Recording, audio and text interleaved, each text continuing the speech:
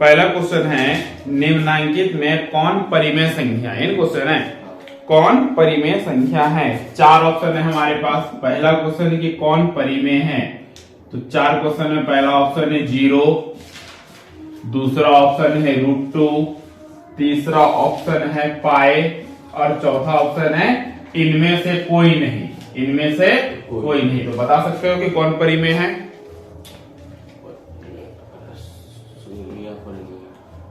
सुनिए, परिमेय संख्या है। क्लास 9 का जो पहला सवाल था 1.1 में, तो पहला तो वही सवाल है, क्या शून्य एक परिमेय संख्या है। तो हम लोग लिखते हैं हाँ, शून्य एक परिमेय संख्या है।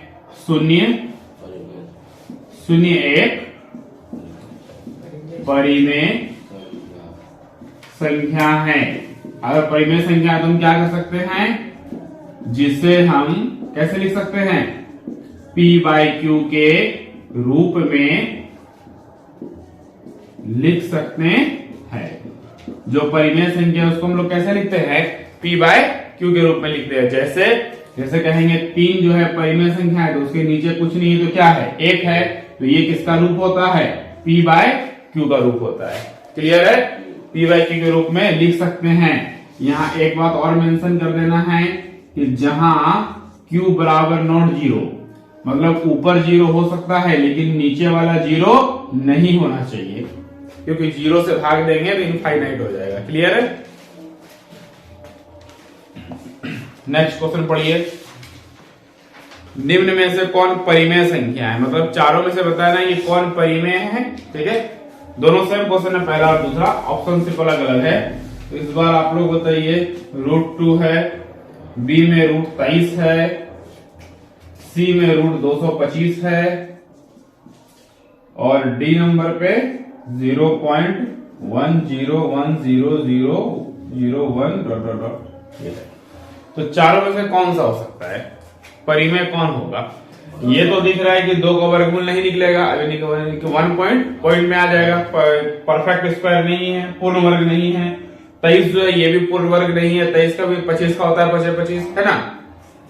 0.1 में डॉट डॉट लगा हुआ है तो ये आसानी अनावर्ती हो गया, चलते रहेगा। ठीक है, तो 225 जो है इसका वर्गमूल निकलता है 15। ऐसा कितना निकलेगा, रूट खत्म हो गया। अब नीचे इसके नीचे हम क्या लिख सकते हैं, 1। तो ये किसके रूप में आया, p/q के रूप में आया, आ गया। और जो p/q के रूप में आएगा वो कैसा संख्या है, परिमेय संख्या है। आ रहा समझ में। 225 का वर्गमूल कितना है, 15। अब 15 कैसे लिख सकते हैं इसको, p/q के रूप में, इसलिए ये कैसा संख्या है, परिमेय संख्या है। और क्या है नेक्स्ट, 3 नंबर है, निम्न में कौन परिमेय। फिर वही क्वेश्चन है, पहला 3 नंबर भी कह रहा है, ये 2 नंबर था कि कौन परिमेय है। पहला ऑप्शन है 2 - √5, दूसरा ऑप्शन है 2√7 और बटे 7√7, तीसरा ऑप्शन है 1/√2 और चौथा ऑप्शन है 2 पाई। ठीक है, ध्यान से देखो, इसमें 2 और 7 कट गया, तो सॉरी क्या बोल रहे हो, √7 और √7 कट गया है ना, तो बचा क्या इसमें, 2/7। तो 2/7 जो है किसके रूप में है, p/q के रूप में। तो ये वाला इसमें क्या है, परिमेय संख्या। अब हम लोग ये समझेंगे कि ये जो 2 है ये भी तो परिमेय है, ये मान ये तो अपरिमेय है, चलो रूट में है, लेकिन ये जब परिमेय है तो ये परिमेय क्यों नहीं हुआ, क्योंकि एक परिमेय और एक अपरिमेय का अंतर हमेशा अपरिमेय होता है। ठीक है, एक परिमेय संख्या और एक अपरिमेय संख्या का जोड़, योग, अंतर, ठीक है, भागफल, सब अपरिमेय होता है।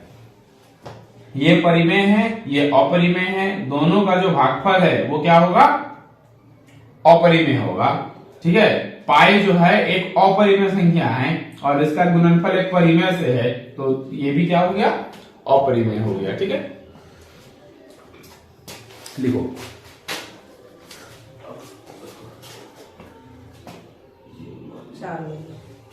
4 नंबर क्वेश्चन होगा। क्वेश्चन नंबर 4 कहता है निम्न में कौन परिमेय है।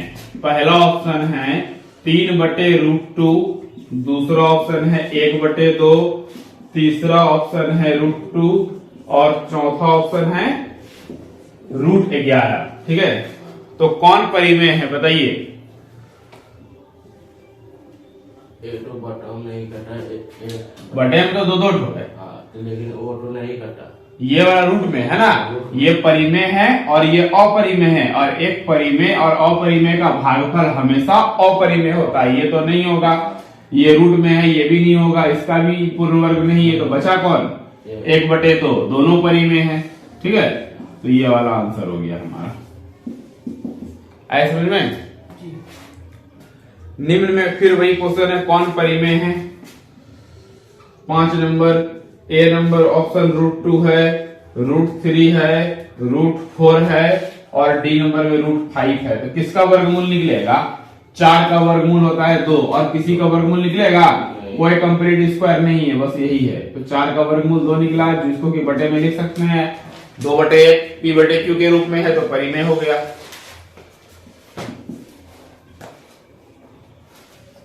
अब है कि कौन अपरिमेय है? कौन अपरिमेय है? 6 नंबर क्वेश्चन है, 0, 1, 0, 1, 2 और डी नंबर में है √2। तो जो बटे में आ गया वो कैसा संख्या हो गया?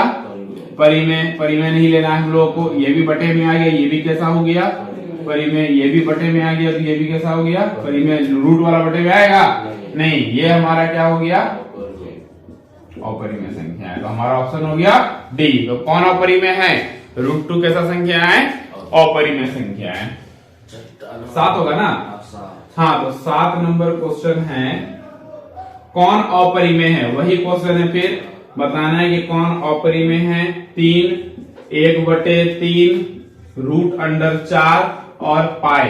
ठीक है, तो 3 जो है इसके नीचे 1 है, तो ये कैसा हो गया? बटे में आ गया, परिमेय है। ये भी परिमेय है। √4 का वर्गमूल 2, ये भी परिमेय है। तो पाई के बारे में याद रखना कि पाई एक अपरिमेय संख्या है। ठीक है, पाई कैसी संख्या है? तो हमारा आंसर हो गया पाई एक अपरिमेय संख्या है। अब तुम्हारे मन में आएगा कि पाई का मान तो 22/7 होता है, जो कि p/q के रूप में है, इसको तो परिमेय होना चाहिए था। ठीक है, तो जब इसको भाग देंगे तो ये पूरा पूरा कटेगा ही नहीं, ये चलते रहेगा। ये लगभग मान लिखा जाता है इसका। नीचे में देखना कि हॉल रूम में जहां हम लोग कल क्लास किए थे, उसमें एक हम पाई का मान का इस तरह का बहुत बड़ा एक फोटो लगाए हैं। उसका मान शुरू होता है 3.14, घूमते घूमते घूमते घूमते यहां तक आया है। बहुत लंबा मान होता है। ठीक है, इसीलिए जो है इसको कहा जाता है कि कैसा संख्या है? परिमेय नहीं है, बल्कि कैसा है? अपरिमेय है।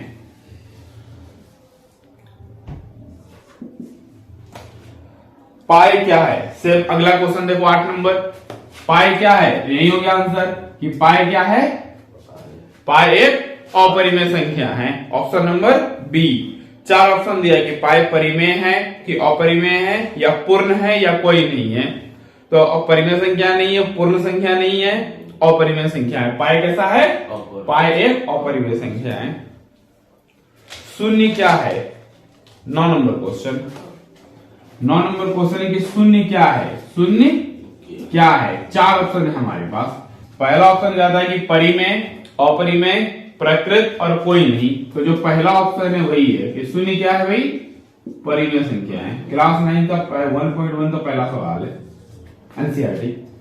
ठीक है, तो पाई क्या है? ये सॉरी, शून्य क्या है? परिमेय संख्या है। शून्य और परिमेय नहीं है, क्योंकि शून्य को हम लोग लिख सकते हैं क्या? 0/1। नीचे में 1 आएगा, कोई दिक्कत, नीचे में 0 नहीं आना चाहिए। ठीक है, तो ये p/q के रूप में है, तो कैसा संख्या है? परिमेय। अब क्या है, ये प्रकृत क्यों नहीं है? तो प्रकृत संख्या कहां शुरू होता है? प्रकृत संख्या कहां शुरू होता है? 1 से शुरू होता है। ठीक है, इसीलिए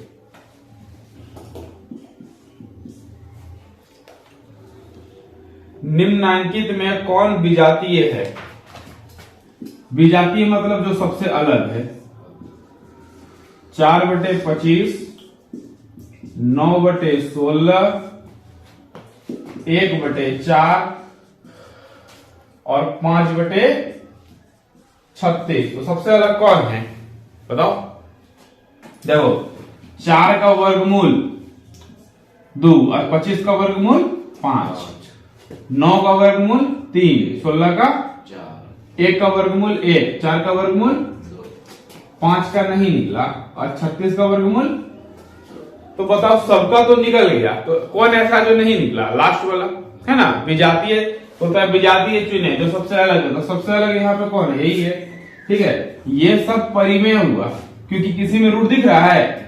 ये सब बटे में है, P बटे Q के रूप में है, ये भी P बटे Q के रूप में, ये भी है, और ये जो है रूट में है। रूट में मतलब ये अपरिमेय है और ये परिमेय है। एक अपरिमेय और एक परिमेय संख्या का भागफल हमेशा अपरिमेय होता है। तो 3 गो परिमेय है, एक तो अपरिमेय है, तो सबसे अलग कौन हो गया? लास्ट वाला। तो ये हमारा विजातीय है। लाइट चला गया।